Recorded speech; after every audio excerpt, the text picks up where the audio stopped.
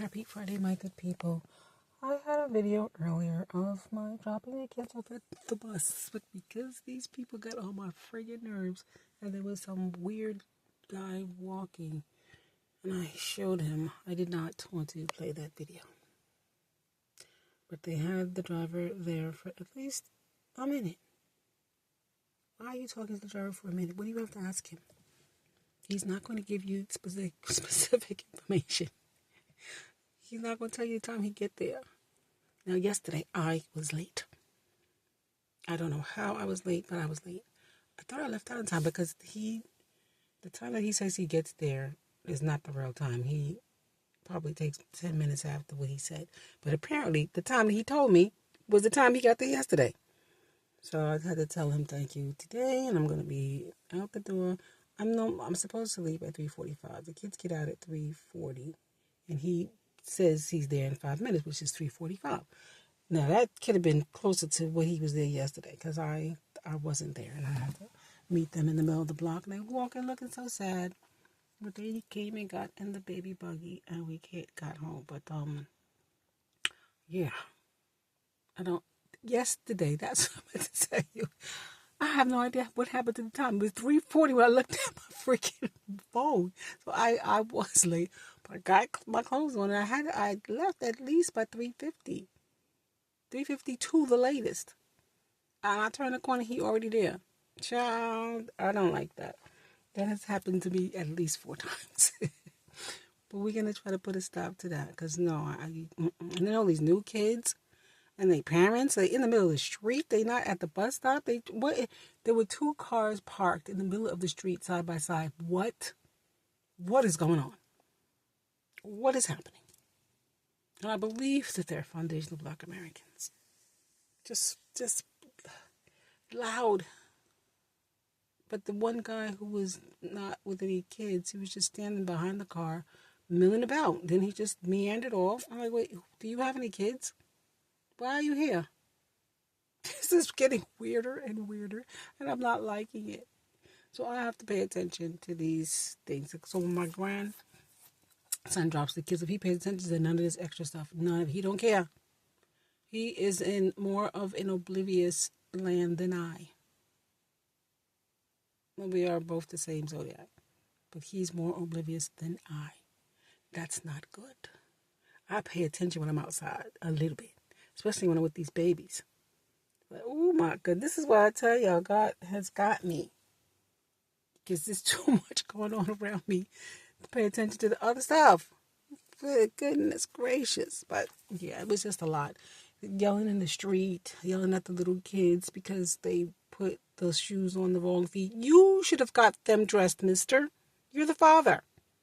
I don't even know what he does. I don't even think if both parents are able to drop the kids off, you should be dressing them. Don't yell at this little kid for putting the shoes on wrong because she's probably in a rush. But it's a lot. It's too much. It's too much. I'm used to the kid chatter, talking about whatever they're talking about, and that's it. And the cars going by and the birds chirping. Not adults yelling and screaming at little kids. I'm not used to all of that. This is not the type of bus stop that we operate. Then everybody want to come and mill on top of my kids because they weren't at the bus stop. They were just standing wherever. When the bus is coming, they all top out. Oh, look, I just had to walk them to the bus. Tell the bus driver, thank you for yesterday, letting them off. I'm not going to be late. Sorry it happened. And he just looks at me like, girl, why are you talking to me? He said, this is why I don't know why these other people talk to the bus driver. He don't want to talk. Let me get these kids on the bus and get to the next stop. And I'm here for that. But yeah, anyway. I hope you guys, this Friday is not as spicy as all that. But yes, I'm in the studio talking to you. And on the way home, I came on here to tell you that it's a smorgasbord of plants that have medicinal purposes all up and through the place that I showed you yesterday that was overgrown.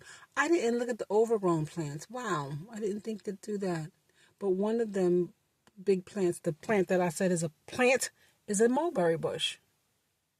But that bush wasn't there before. So that bush can't, I guess they just grow because there's one on the other side that has been there. So maybe it got company. I don't know.